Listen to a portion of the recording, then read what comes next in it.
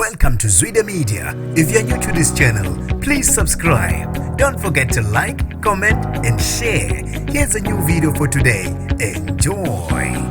Akuvalwe amehlo kwesiphihli sengozi esenzeke eMthunzini ngesikhathi kutholana phezulu iveni kanye nemonto encane. Nginibingelele ngiphinde nginamukele ezindabeni zezwide media igama lami ngosibonga konke wakandando mothanda ungangibiza intatheli eka YouTube. Kushone ujuqu owesilisa kwesiphihli sengozi kutholana phezulu izimonto ezimbili NP200 kanye negalofu eldala. Kube ukuthi ushone ujuqu owesilisa besifazana abathathu balimala kabi ngesikhathi kwenzeka isiphihli sengozi emgwaqeni uR10 ngase BP Garage eMthunzini kwaZulu Natal namhlanje.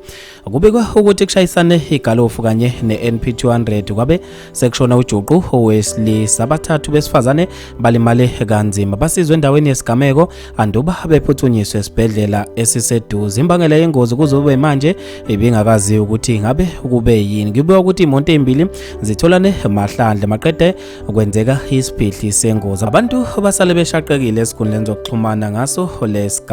uBhekthemba Sithole uthe umkhuleko ngeke usiza abantu abahloniphe izimpawu nemithetho yomgwaqo bengasebenzisi izimonto ezingafanele kuba semgwaqeni. Akukho ke okunye ngeke ungene emontweni uyoshayela udakwe bese uthandaza uthi inkosi ngicela ukushayela kahle njengoba ngidakiwe nginya amaphepha. Emva kwalokho imoto izogcwala umgwaqo kuhlonishe nemigomo yejuba. Kukho nje lapho kumele ushayele ngesivinini esingaphezulu kuka 120 km/h. Kuchaza omunye wabantu abadangele.